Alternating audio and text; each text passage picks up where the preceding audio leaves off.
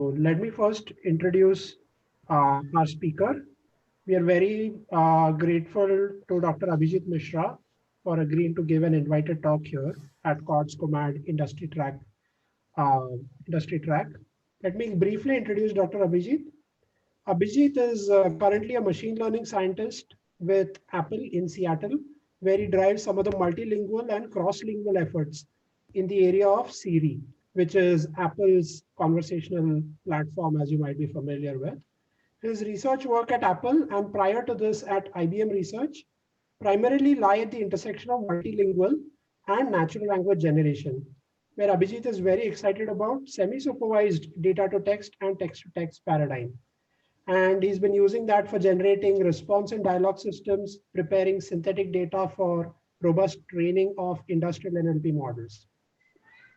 Prior to his industry experience, Abhijit obtained his PhD in computer science and engineering from IIT Bombay under the guidance of Professor Pushpak Bhattacharya. And during his PhD, he explored novel research directions in cognitive NLP. And in general, since 2013, Abhijit's works have been consistently getting published in top tier NLP and AI conferences, such as Computational Linguistics, ACL, AAAI, WWW, and EMNLP. So once again, we are very happy to have Abhijit join us for this invited talk. And with that, let us begin with the talk video by Abhijit. Meanwhile, to the audience, I'll request you that as and when you have questions, feel free to use the Q&A feature at the bottom and type in your questions. At the end of the talk, we'll have Abhijit respond to your questions. Okay, thank you.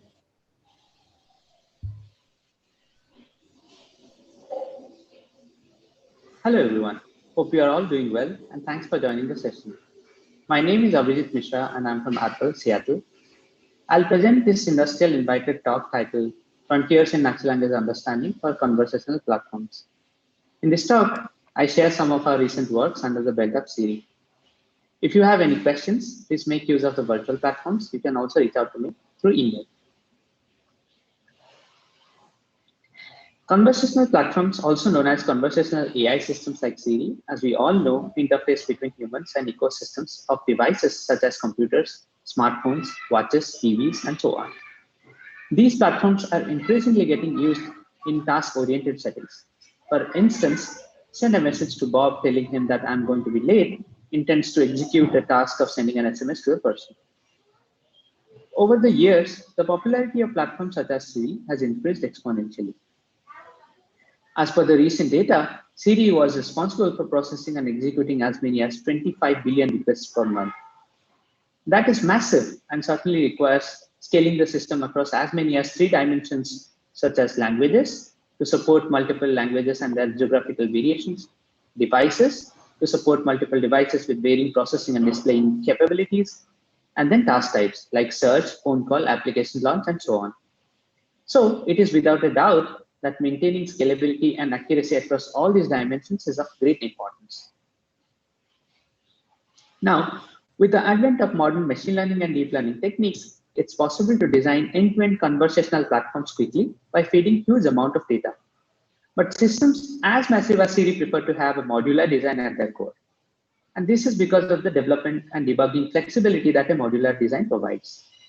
Siri, in its current shape, has dedicated and independent modules for automatic speech recognition, natural language understanding, task execution, and text-to-speech. While all these components play crucial roles to ensure smooth dialogue flow, the NLU module garners a lot of attention as it deals with understanding the user's intentions. A highly accurate NLU is a bare minimum for an acceptable user experience. So in today's talk, let's look at some of our recent works in the space of natural language understanding in dialogue. Our contributions are not only limited to Siri. The intention is always to advance the state of the art in the space of NLP as well. Natural language understanding, or NLU, in Siri. As said earlier, the role of NLU is to extract an executable meaning representation from an input utterance. The meaning representation is often a hierarchical semantic formalism that is backed up by an ontology. For example, for an utterance, find a bakery still open at 7 p.m., a representation would pretty much look like this. Nodes here represent abstract concepts associated with the task, and leaves represent fine-grained attributes or values that are derived from the utterance. How do we extract such graphs? One possible way to construct such a representation is to extract a subgraph from a bigger ontology based on the input utterance. Another way is to machine learn the task of constructing the subgraph for a given utterance using neural architecture, such as sequence-to-sequence models. In Siri NLU, the meaning representations or intents comprise a set of essential building blocks, such as domain. Domain tells you what is the task about. For instance, the task type is search in our previous example. Then verb. Verbs represent the action. For example, find is the appropriate verb in our previous example. Then the representations also include operators such as equals, not equals, greater than, slots such as recipients, destination, attendees, and types such as person, location, and time. Note that in our systems, we use the same meaning representation in both user utterances and system-generated responses. NLU undoubtedly is at the heart of every dialogue system, and it obviously faces multiple technological challenges.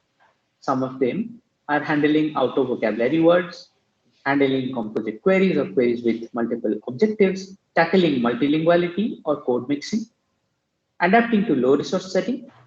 But one of the key challenges that we have seen recently is to extract meaning representations with higher efficacy for multi-turn conversation. Multi-turn is challenging because as the number of turns in a single episode of conversation grows, the amount of context or information available to the NLU model also grows. And capturing long-distance relationships in long-range context gets harder and harder. Here is an example of a multi-turn conversation.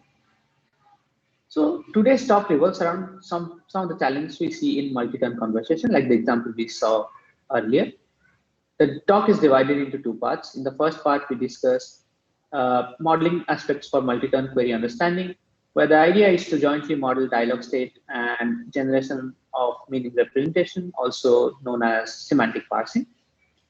The second part of the talk will be on how discourse level language aspects such as referential expressions are handled by means of query rewriting. So we begin the first part, that is conversational semantic parsing for dialogue state tracking. This work that I'm going to talk about was presented by Cheng et al. At EMNLP 2020 conference. The work proposes a new task that combines two approaches to NLU, that is dialogue state tracking and semantic parsing. We call it conversational semantic parsing. We release a new dataset for conversational semantic parsing as a part of this task and share strategies to automatically create such larger datasets and test the efficacy of existing encoder-decoder models when applied to the task. Dialogue state tracking, or DST, is a popular task that emerged from the dialogue systems community. It's a task of interpreting the user's goal given the complete history of conversation. And for this, several datasets exist already, such as the dialogue state tracking challenge, the Wizard of Oz dataset, and the multiverse dataset. An example of DST would be where the user starts the conversation by asking about inexpensive restaurants, and he gradually adds additional specification as the conversation unfolds. DST has to ensure that only the information that is relevant to the current episode of conversation are maintained and are available to the task execution flow. In this example, the gist that comes out of the six-fold conversation is that the user is actually searching for a cheap Thai food restaurant in downtown. In most of the recent DST works, a user's goal is represented as an intent and a flat list of plot value pairs. For example, price equals to cheap, area equals to none. But such flat representations have some fundamental limitations. For instance, knowledge isn't directly shared across slots. For example, a city can be an origin or a destination, a time can be a start time or an end time. It is also difficult to handle compositional queries through this flat kind of intents. For example, direction to my next meeting is a compositional query as it intends to read and execute multiple applications like calendar and maps or navigators simultaneously. So one of the ways to mitigate this is to apply principles of semantic parsing.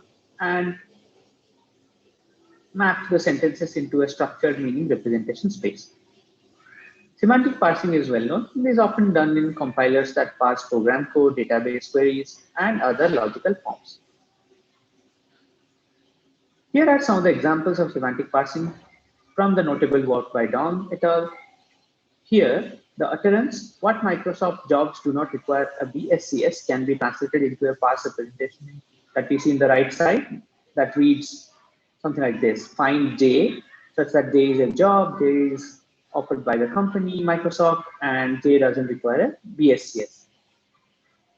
Semantic parsing offers more flexibility than fact representations in a way that it supports compositionality, shared types, etc.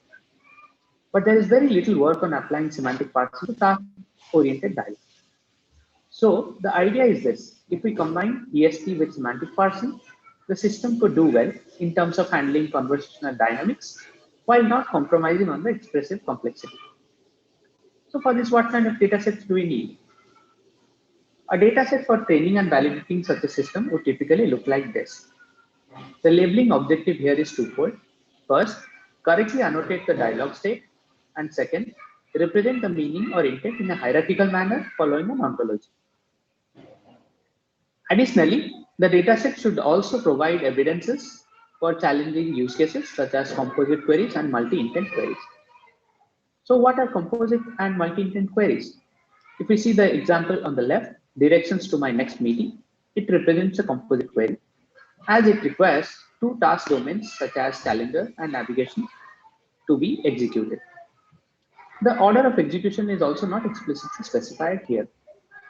And the example in the right is a case where the order of execution is clear from the input and results in two separate meaning representations. So to collect a data set of such kind, we realize that it's very difficult to collect such a data set because it requires annotating sentences with complicated intent structures.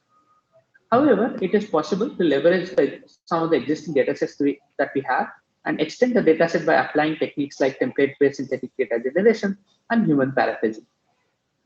And for this, we can use existing works in the space of natural language generation. So we automate the data generation process here, wherein for each turn we generate semantics and template language for user utterance given history. We then generate semantics and template language for the system response given the previous turn. And how do we do this? We employ techniques like synchronous template generation rules for adding utterances and probabilistic tree substation grammar for auto-generating the intents. With this automated approach, we are able to collect a massive amount of data across multiple task domains such as phone, reminder, navigation, etc., and for three shared types such as person, time, and location. And once the datasets are available, we experiment with a tree encoder-decoder model that takes user utterance, previous system response, previous dialogue state as input, and predicts a new dialogue state as the output. So how are the trees encoded? The encoders here are based on bidirectional long short-term memory networks. To the BiLSTM, we pass flattened representation for the previous dialogue state as shown in the right. So the decoder here is also expected to generate a flattened representation, which is then converted back to a tree structure. But with this kind of a decoder, one thing we observe is that for an output tree of n non-terminals, t terminals and n closing parentheses, the decoder has to run for 2n plus t times, which is also not going to be parallelized. And that's like generating a lot of parentheses for no reason.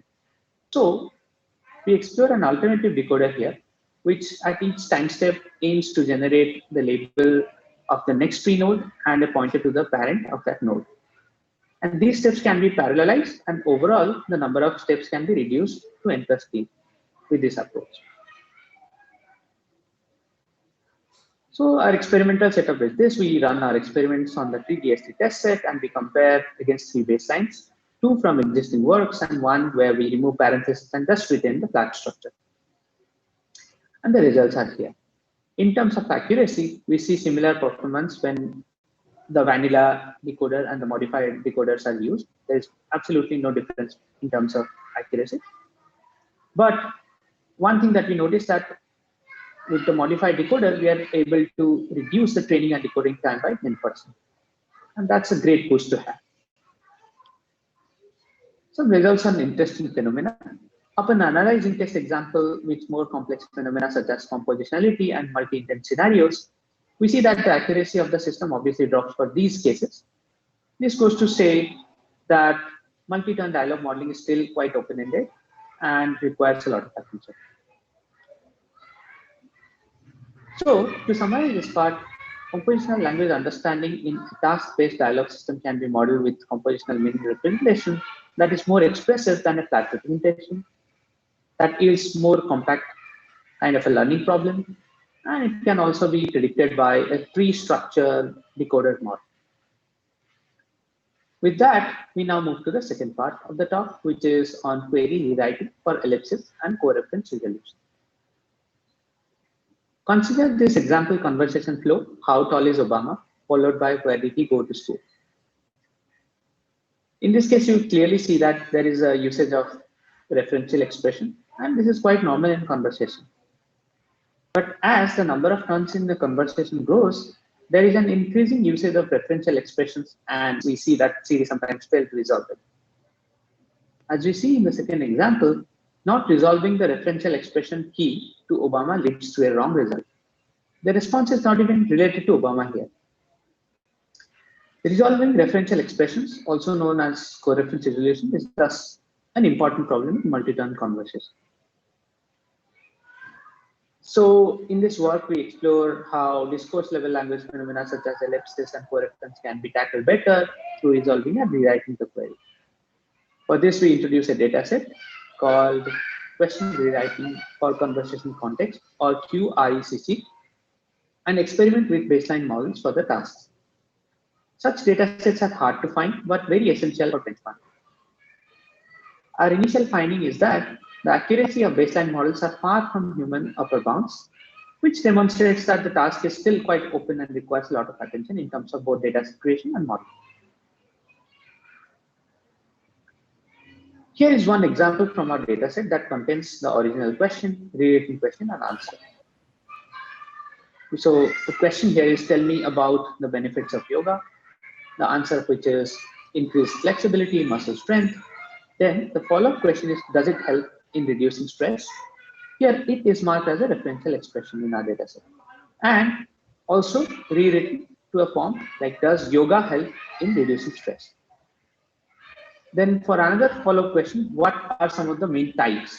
Here the entity yoga is deliberately dropped. This phenomenon is called as ellipsis. And in rewriting, we address this by adding the term that is missing. So how effective query rewriting can be? To validate that, we needed to evaluate two models. First, a query rewriting model that takes in an utterance and rewrites it.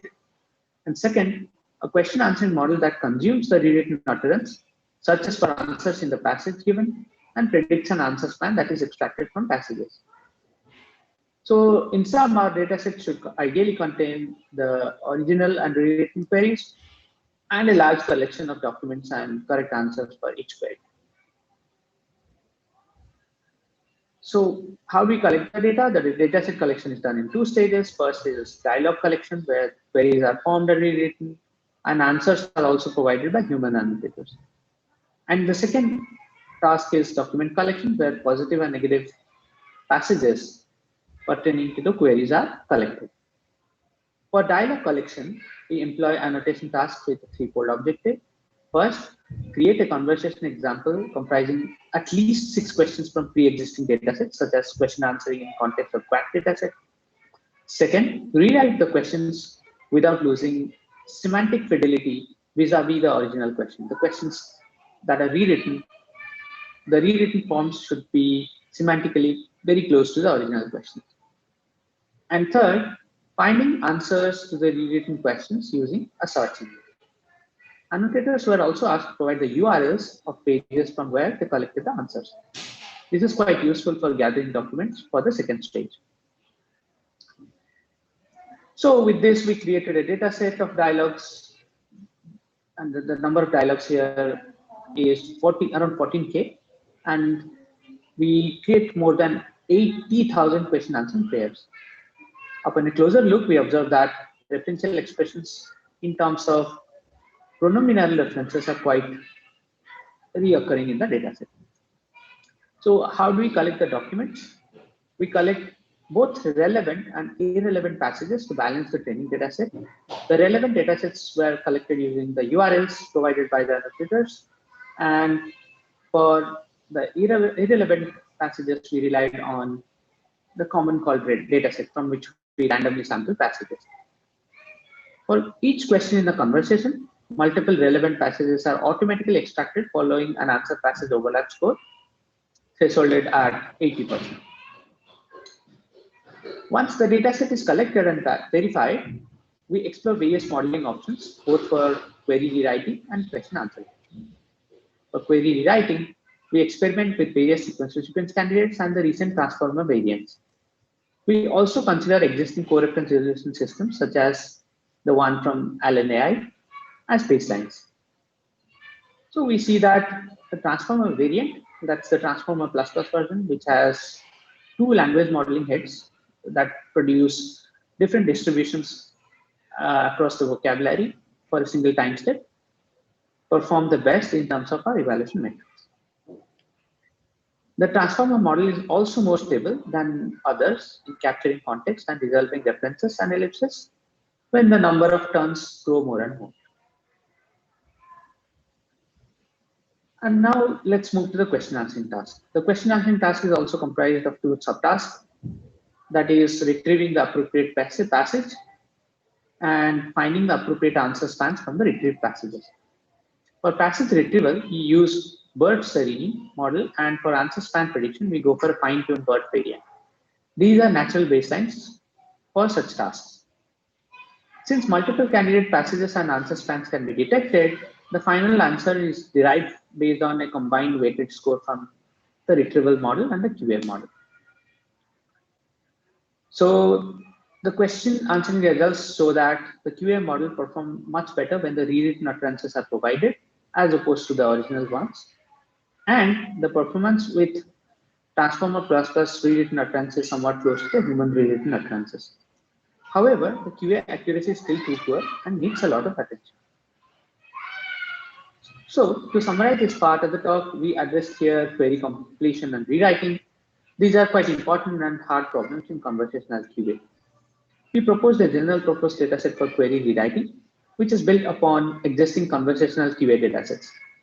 Our baseline experiments suggest that more attention is needed towards modeling query rewriting for QA. So with that, I'd now like to conclude the presentation by saying that end-to-end conversational platform that we have today are in a way AI complete. That is, they touch upon most aspects of human understanding. And majority of the problems known to the speech and NLP community needs to be addressed here. There is an obvious need for modular designs that ensure both scalability and reliability, and problems in dialogue such as belief tracking and reference resolution are difficult problems. And we need to have more data sets created for benchmarking whatever modeling attempts we make for this task. As a future work, conversational parsing often demands expensive resources and datasets. To this end, we wish to explore modeling options that leverage self-supervision and meta-learning. For query rewriting, leveraging common sense knowledge from existing ontology for better rewriting is also on our agenda. That ends the presentation. Thank you very much for your attention. Great. Thank you very much, Abhijit. That was a very fascinating talk. And there are a bunch of questions that have come in through the Q&A and through one-on-one chat with me. So let me try to pose them to you one by one in some clustered order. So there are a couple of questions around multilinguality, Abhijit. Arnab Bhattacharya asks about coverage about Indian languages. And there's also a question around how do you handle code mixing, especially in multilingual societies like India, right? We'll speak often a mixture of Hindi and English or local language and English. Yoga karne ke kya benefits hai? So your thoughts on that? Okay, can you hear me? Yes, perfect. All right. So far, what we have seen was that in India, the usage base is pretty much like people ask, not in proper native languages, because we have not enabled that. Most of them usually ask in English and mix a lot of their native languages. For example, English and Hindi and English and Telugu are very common. Now, this is a very peculiar case because we were doing some research to find out if other locales and geographical regions are actually also doing that. But it turns out that India or Southeast Asia is pretty much the hub of code mixing, and some countries like French and Germany, they do mix, but not in a syntactic way. Like maybe you'd call out a song name which is in Spanish, while your main utterance is in English. But that's not really a syntactic code mix, as opposed to what we do in India. Like when you say yoga karne ke kya kya benefits hai, it's not just replacing words, it's also altering the syntax slightly, trying to mix two languages, right? So both require different approaches. For other locales where we just see that entities come in from other languages, there is a systematic effort to include that in the vocabulary, cluster entities, so that the Spanish song name is as good as an English song name. So it's all about a song name. So treat it as if it's just a song name. So that kind of drives the technology towards solving code mixing in those geographical regions. In countries like India, the idea is to perform things like rewriting. There are obviously many ways you can do you can handle code mixing. Um, we would learn and improve more and explore various techniques once we release CD for various Indian languages properly, which is still under development, right? Still not available to the public for users, I guess, for Indian languages. But right now there is a systematic effort to solve it using some things like query rewriting per se, right? You just rewrite the query to one of the major languages. If the user has selected in settings that it's going to be Hindi, then probably rewrite the query to a Hindi syntax query, and then pass it to the model.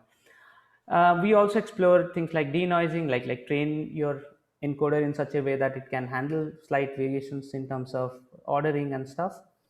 So these hopefully would address, but as we go along, we will have more usage patterns and we will see what we are doing well and what we are not. But as per research, in terms of research, these are the things that we are doing right now. Okay, thanks, Abhijit. The next set of questions revolve around the topic of databases. How do you handle that, tackle that, debias that? For example, Sugam asks that co-reference resolution models can be gender biased, picking up working well for him and not her, things like that. Piyush Right. asks about validation of data biases. How do you catch them, measure them, so on and so forth? Right. There are various things that are going on to automatically debias. Obviously, that would be on par with what the community has done so far, the NLP community in general. But when we release something to production, the idea is to completely have a debiased dataset and model that is validated by humans. So right now, all the debiasing is done by human annotators who systematically go through the dataset. If it is manually annotated, if it is synthetically generated, both datasets go through a strict quality control process, and we make sure that the biasing is handled that way. Okay. Still some go through, but yeah, I mean, more or less we try to address it that way. Yeah, it's very much an open problem, right? Okay. So the next question, I suppose this comes from a speech researcher. So they ask, instead of doing this pipeline approach of doing speech reco, speech to text, and then text-based intent detection, is there an attempt to go directly from speech to intent? Yes, there is. We have been trying a lot of things. Just that modular approaches, as I said, right? We have always kind of perceived that they're very easy to debug and make changes to make. I mean, the reliable two things that come to mind when we develop such systems is reliability and accuracy, obviously. So when we have new and with systems like Siri, it often encounters new things like COVID. Let's say COVID came into existence very recently, and we have to adapt to that and also make sure that the system's overall accuracy doesn't drop. So in such cases, we believe that modular architectures offer more flexibility in terms of debugging and developing, and they're more fail safe in some sense. So that's why we go for that. But there is also an effort, like maybe not for all task executions or all task types. Certain tasks can benefit if we have them handled through an end-to-end ASR plus NL system. That's also we're trying to experiment with if we can channelize some of the tasks to that kind of a end-to-end system. Cool. We're almost at the end of the time, so I'll squeeze in one last question, Abhijit, if you don't mind. There is a related question around adapting to new domains and tasks by Jaideep. Let's say a system works for restaurant reservation, flight reservation, but now you want to scale to a new domain around scheduling doctor's appointment. What does it take? Right. The older way of doing this was like you add a completely new domain model. I mean, at the heart of this is obviously a domain detector, which tells the system whether it's going to be a flight query or a doctor query or what query. But we realize that there are cases where we need to combine concepts. So earlier the intents used to be somewhat static, like from a bigger ontology you get like a subgraph which is kind of an intent. Now there is a systematic effort to dynamically generate such intents, like the one I presented, right? The parse tree is completely generated dynamically, and that's the intent. So hopefully with the advent of all these self-supervised training systems and language models, pre-trained models, we can, if we systematically, combine different kinds of intents and dynamically produce an intent, it should handle some of the unseen cases, or at least with few short learning attempts or training attempts, it should be able to handle such cases better. But earlier it used to be completely data driven and separated, but right now there is a systematic effort to fuse and dynamically produce such intents. Cool.